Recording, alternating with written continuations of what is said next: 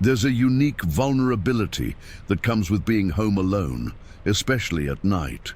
The familiar spaces of your own home transform when you're the only one there. Every creak of the floorboards becomes a potential footstep. Every shadow could be hiding something, and the silence itself feels oppressive, as if the house is holding its breath, waiting for something to happen. During the day, being alone at home is peaceful, even desirable. But when darkness falls and the world outside your windows goes black, that same solitude can become terrifying. You're isolated, cut off from immediate help, surrounded by doors and windows that could open at any moment, dependent on locks that suddenly seem far too flimsy to keep out anyone truly determined to get inside. The stories you're about to hear are all true accounts from people who experience genuine terror while home alone. These aren't vague feelings of unease or tricks of imagination. These are documented incidents where individuals found themselves in life-threatening situations, confronted with intruders, stalkers, or inexplicable phenomena that defied rational explanation. Some of these people survived by quick thinking and luck. Others barely escaped with their lives. All of them were forever changed by what happened during those hours when they were alone and vulnerable, when their homes stopped being sanctuaries and became hunting grounds. What makes home alone horror stories particularly terrifying is the violation they represent. Your home is supposed to be your safe space, the one place where you can relax and let your guard down. When that safety is shattered, when you discover that someone has been watching you, that someone is inside your house, or that the sounds you're hearing aren't your imagination, it creates a trauma that can never be fully healed. The 5 stories that follow come from different people in different locations, but they share common threads: isolation, vulnerability, and the horrifying realization that they were not as alone as they thought. Names and some identifying details have been changed to protect the privacy of those involved, but the events described are real, and they serve as reminders that the worst monsters are often human, and that terror doesn't always come from the supernatural. Sometimes it comes from the person standing just outside your window, waiting for you to turn off the lights. Sarah Mitchell was a 24-year-old graduate student living alone in a rental house in Portland, Oregon. The house was old but charming, a 2-story craftsman with hardwood floors and built-in bookshelves that had drawn her to it despite the slightly higher rent. She'd lived there for 6 months without incident, enjoying the quiet neighborhood and the independence of having her own place for the first time. Her parents lived across the country. Her roommate from undergrad had moved abroad, and Sarah relished the solitude after years of sharing cramped dorm rooms and apartments. She had a routine: classes during the day, studying at the library in the afternoon, home by 7 for dinner and more studying, bed by 11. It was a predictable, comfortable life. Until the night, she heard footsteps in the attic. It started with small things she'd initially dismissed. Items in her kitchen would be in slightly different positions than where she'd left them. A coffee mug moved from one counter to another, food in the refrigerator rearranged, a chair pulled out from the table when she was certain she'd pushed it in. Sarah attributed this to her own forgetfulness, to the stress of graduate school, making her absent-minded. Then she began noticing that food was disappearing faster than she was consuming it. A loaf of bread that should have lasted a week was gone in 3 days. Half a gallon of milk vanished overnight. Packages of crackers and cereal depleted at impossible rates. Sarah wondered if she was sleepwalking and eating without remembering, though she'd never had such issues before. She made a mental note to see a doctor if it continued, but didn't think much more about it. The sounds started in her 3rd week of noticing the missing food. Sarah would be studying in her bedroom, usually late at night when the neighborhood was quiet, and she'd hear soft, creaking sounds from above her, from the attic. Old houses make noises, she told herself. Settling foundations, temperature changes causing wood to expand and contract, Small animals like squirrels or raccoons getting into the crawl space. She mentioned it to her landlord, who promised to have someone check for animal intrusions, but never followed through. The sounds continued, always at night, always when Sarah was alone. Sometimes they were just creaks. Other times they sounded distinctly like footsteps, slow, deliberate movements across the attic floor, directly above her bedroom. Sarah tried to convince herself it was her imagination amplifying normal house sounds, but deep down, a primal part of her brain was screaming that something was wrong. One night in late October, Sarah was lying in bed reading when she heard the footsteps again, louder than usual, moving from one end of the attic to the other.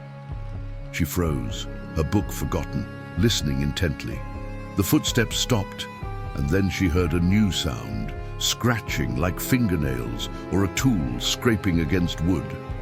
The sound was coming from the ceiling above her closet, where she knew the attic access panel was located. Someone or something was trying to open the attic access from inside. Sarah's terror overcame her paralysis, and she grabbed her phone and ran from the bedroom, down the stairs and out the front door in her pajamas. She called 911 from her car, parked on the street, watching her house with her doors locked, and her heart pounding so hard she thought she might vomit. Police arrived within 10 minutes and searched the house thoroughly, including the attic. What they found would become the subject of local news coverage and would haunt Sarah for years. In the attic, hidden behind old insulation and boxes that had come with the house, was a small nest, an area where someone had been living. There was a sleeping bag, a battery-powered lantern, empty food containers matching the items that had gone missing from Sarah's kitchen, and most disturbingly, dozens of photographs. Photographs of Sarah.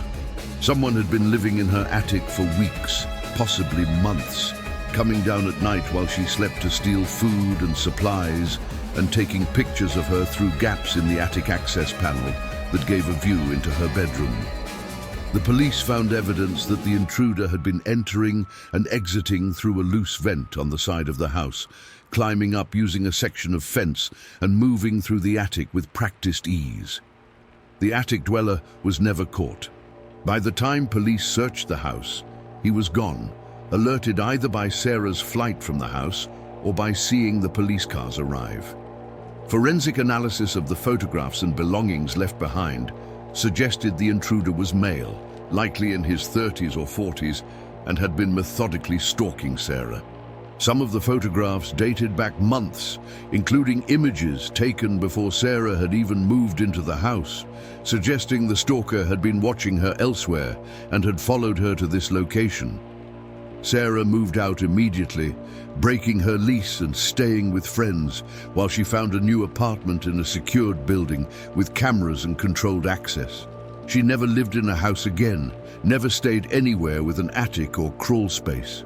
Even years later, she couldn't sleep without checking every closet, every space where someone could hide, and the sound of footsteps above her, even in an apartment building where upstairs neighbors were normal, would send her into panic attacks that required therapy to manage.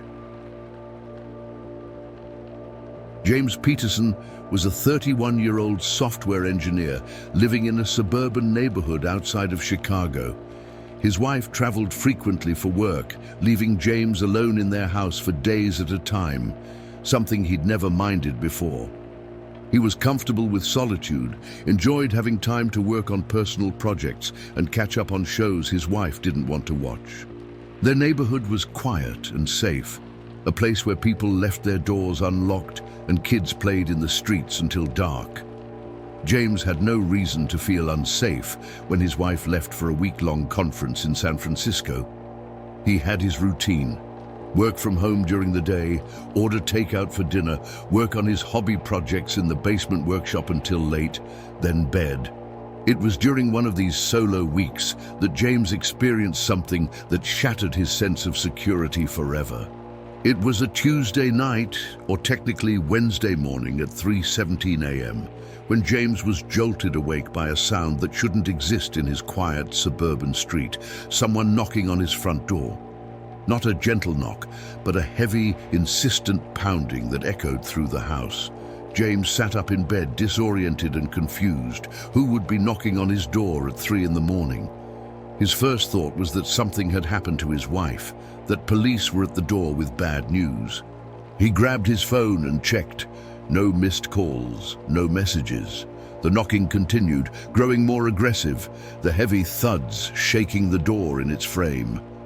James got out of bed and went to the window that overlooked the front porch, carefully pulling back the curtain to look outside. What he saw made his blood run cold. A man stood on his porch, average height and build, wearing dark clothes and a baseball cap pulled low over his face. The man wasn't looking at the door as he knocked. He was staring directly up at the window where James was watching, as if he'd known exactly where James would appear. When their eyes met, the man smiled, a wide grin that was visible even in the dim light from the street lamp. Then he knocked again, never breaking eye contact with James, his fist slamming against the door in a rhythm that felt deliberately threatening. James stumbled back from the window, his hands shaking as he dialed 911. The operator answered, and James whispered that someone was trying to break into his house, that a man was pounding on his door and staring at his windows. The operator told him to stay away from doors and windows, to go to a room he could lock, and that police were being dispatched. The knocking stopped suddenly, and James heard footsteps, the man walking across his porch, down the steps, and around the side of the house. James crept to different windows, trying to track the intruder's movement while staying out of sight. He saw the man's silhouette moving through his backyard, checking doors and windows, testing them to see if any were unlocked. James had been good about security. Everything was locked. The sliding glass door to the patio had a security bar in the track. The basement windows were too small for an adult to fit through. But the man was methodical, checking every possible entry point, and when he found them all secured, he did something that elevated the situation from frightening to absolutely terrifying.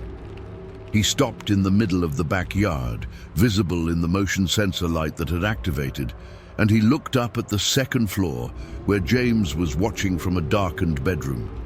Then he waved, a casual, friendly gesture as if greeting an old friend. Police arrived 7 minutes after James's call, their sirens and lights flooding the quiet neighborhood. By the time they pulled up, the intruder was gone, vanished into the night. Officers searched the property and the surrounding area, but found no one. They took James's statement, documented that someone had indeed been there. Footprints in the flower beds beneath several windows confirmed that, and increased patrols in the neighborhood for the following weeks. But they had no leads, no suspects, no explanation for why someone would target James's house in the middle of the night. The incident might have ended there, written off as a random attempted burglary, except for what happened 3 nights later. James was still alone, his wife not due back for several more days, and he'd barely slept since the first incident, jumping at every sound, checking and rechecking locks obsessively. At 3:17 a.m., the exact same time as before, the knocking started again. Same heavy pounding, same insistent rhythm. James was already awake, sitting in his living room with a baseball bat and his phone in hand, every light in the house blazing because he couldn't stand the darkness anymore. This time, he didn't go to the window. He immediately called 911 while the knocking continued. But before police could arrive, James heard a new sound that made his terror spike to a level he'd never experienced, the sound of glass breaking. The intruder had thrown something through the window of James's home office, shattering the glass and triggering the alarm system James had frantically had installed after the first incident. The alarm's shrieking, combined with the continuing pounding, created a nightmare soundscape. Then James heard the most chilling sound of all: laughter. The intruder was laughing, a loud, gleeful sound that carried through the broken window. He wasn't trying to be stealthy anymore. He was enjoying this, feeding on James's fear. Police arrived faster this time, but again the intruder was gone before they could catch him. This pattern continued for 2 weeks. Every few nights, always at 3:17 a.m., the man would return. Sometimes he'd just knock, Other times he'd break windows or try to force doors, but he never actually entered the house, as if entry wasn't the goal. The goal was the terror itself, the psychological torture of making James feel unsafe in his own home. Security cameras James installed captured footage of the man, but his face was always obscured by the hat and shadows, and the footage wasn't clear enough for identification. James stopped staying at the house, moving to a hotel and then to his parents' home across town.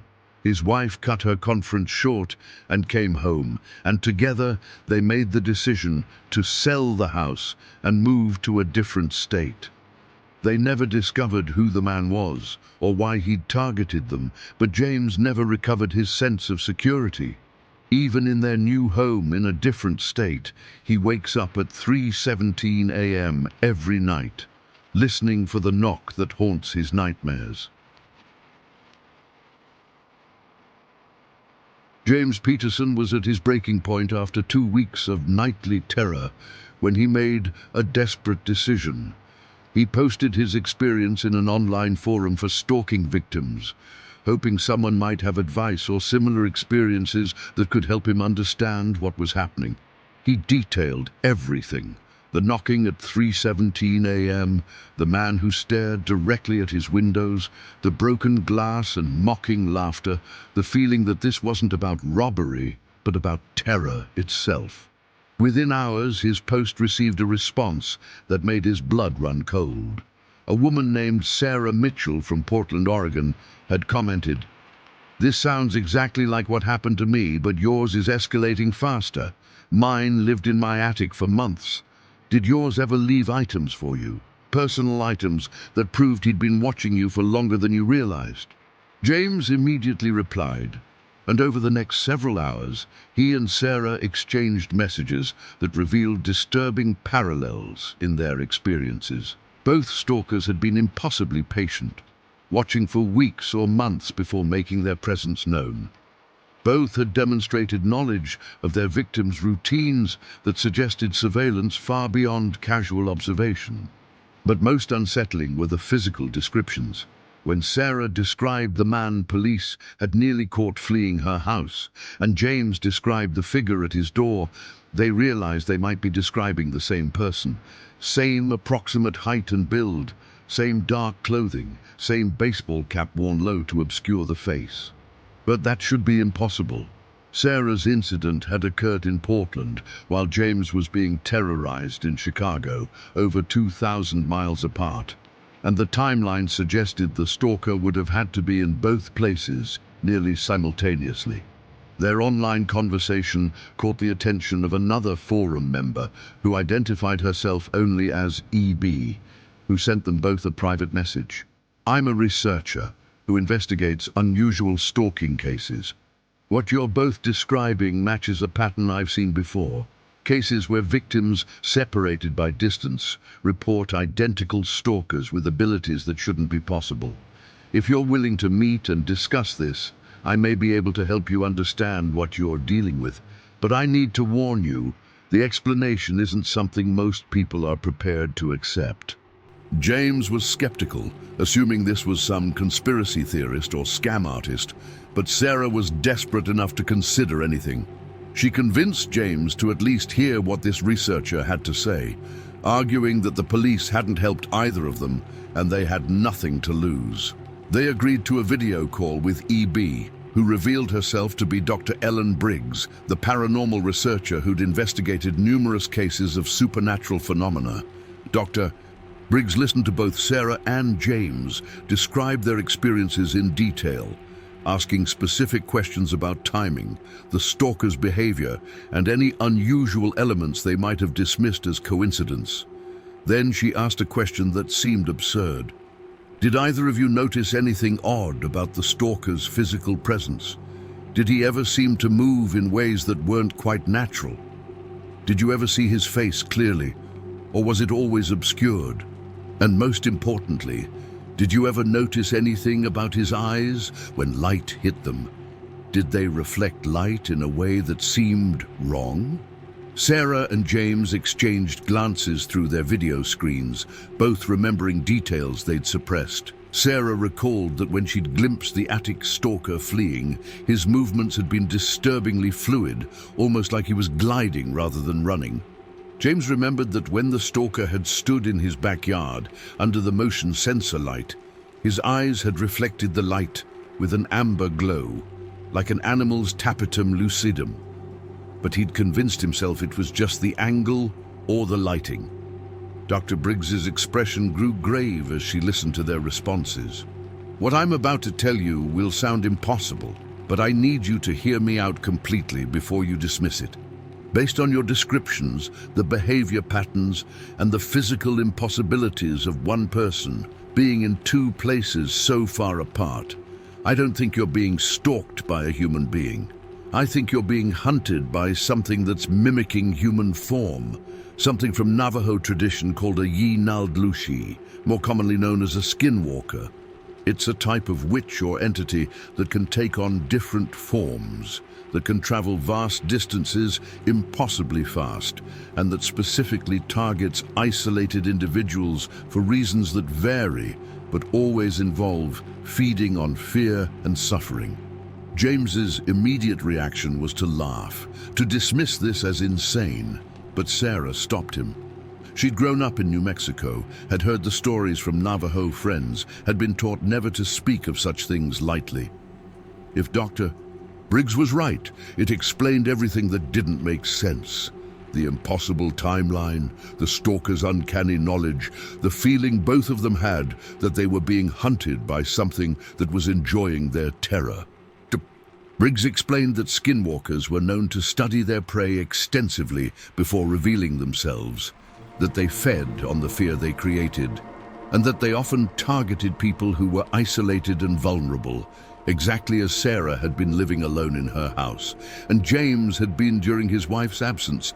But most disturbing was Dr. Briggs's theory about why the entity had targeted both of them specifically.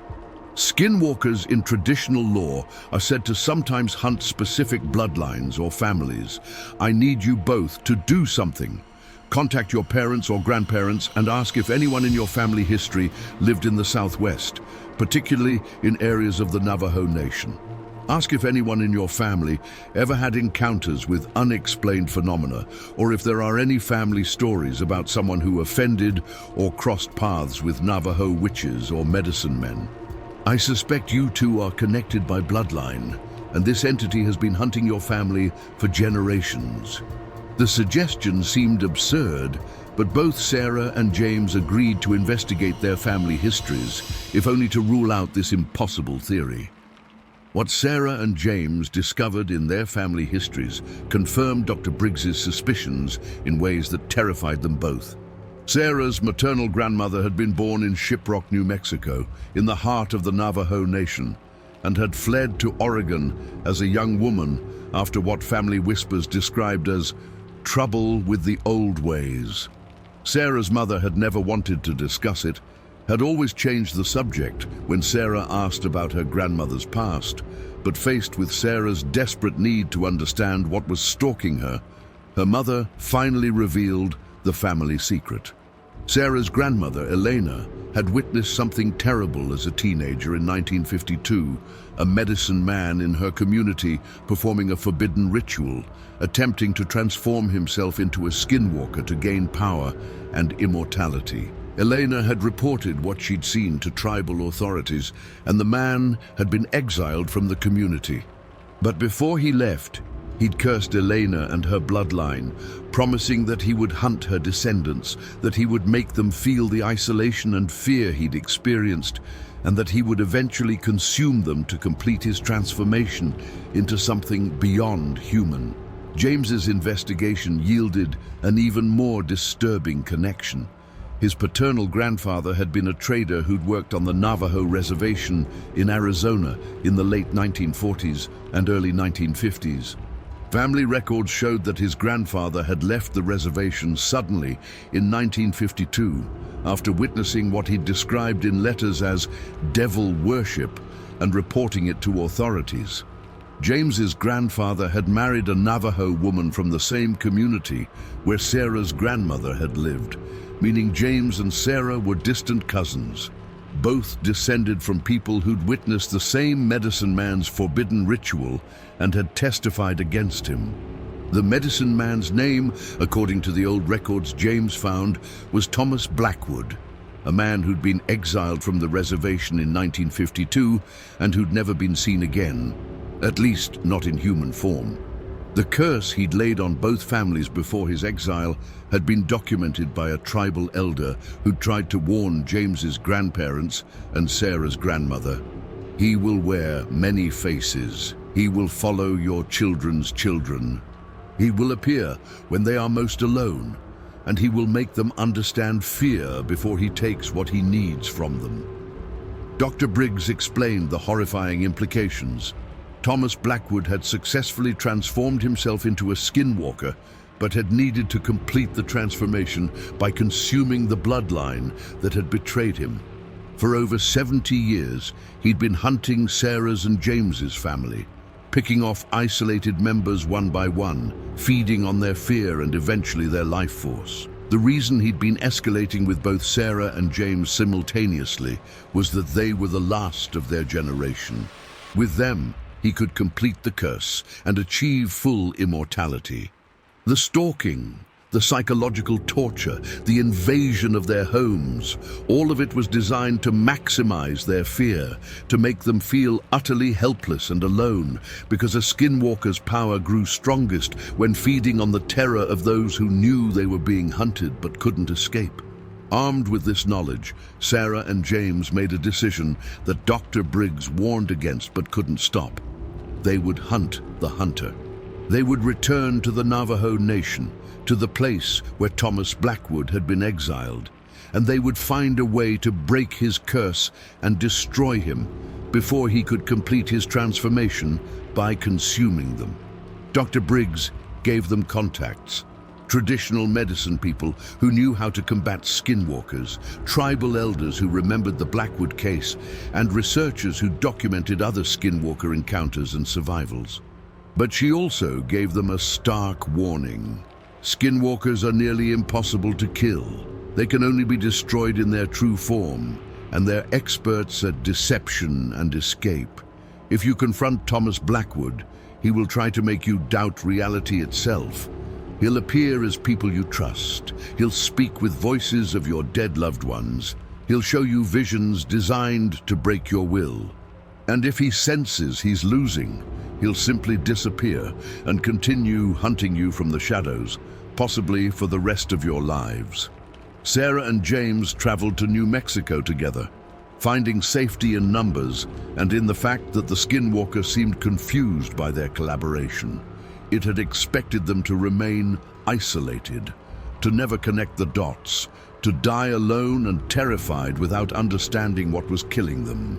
In Shiprock, they met with a medicine man named Thomas Pixebay, one of the few people still alive who remembered the original Thomas Blackwood and his exile. Pixebay confirmed everything they'd learned and added more disturbing details. Blackwood had been discovered attempting to commit the ultimate taboo, killing a close family member to gain their skin and power. He'd murdered his own brother in the ritual, and when caught, had used the power he'd already gained to escape, transforming partially and fleeing into the wilderness. For decades afterward, there had been reports of a creature in the remote canyons, something that walked on 2 legs but could drop to 4, something with the face of Thomas Blackwood but the eyes of a predator. People who encountered it rarely survived, and those who did were forever changed, driven mad by what they'd seen. Pixebay agreed to help Sarah and James, but only on his terms. They would perform a ceremony to draw Blackwood out, to force him to reveal his true form, and then they would attempt to destroy him using sacred weapons and rituals that had been passed down for generations. The ceremony would be dangerous, Pixebay warned, because it would require Sarah and James to act as bait, to present themselves as vulnerable and alone, to give Blackwood what he thought would be his final victory. On a moonless night in the desert outside Shiprock, in a place Pixebay identified as one of Blackwood's hunting grounds, Sarah and James stood inside a protective circle drawn with sacred cornmeal and blessed ash, while Pixebay and other medicine people prepared for the confrontation. At exactly 3:17 a.m., the time when Blackwood's power was strongest, he appeared. But he didn't come as the hooded figure they'd been expecting. He came as Sarah's grandmother Elena, deceased for 10 years, calling to Sarah in a voice perfect in every detail, begging her granddaughter to step outside the circle and embrace her. When Sarah refused, recognizing the deception, the figure transformed into James's grandfather, then into James's wife, then into a dozen other faces from their lives, each one pleading, threatening, or attempting to lure them from safety. Finally, when the deceptions failed, Thomas Blackwood revealed his true form, and it was worse than anything Sarah or James had imagined. He stood over 7 feet tall, his body a twisted amalgamation of human and animal features, with skin that shifted and rippled as if multiple forms were trying to emerge at once. His face was partially human, partially skull, with eyes that glowed amber in the darkness, and a mouth that opened far too wide, revealing rows of teeth designed for rending flesh. He spoke then, not with one voice but with many, all the voices of the people he'd consumed over 70 years, including voices Sarah and James recognized. Distant relatives who died under mysterious circumstances, people whose deaths had been attributed to accidents or natural causes, but who had actually been Blackwood's victims.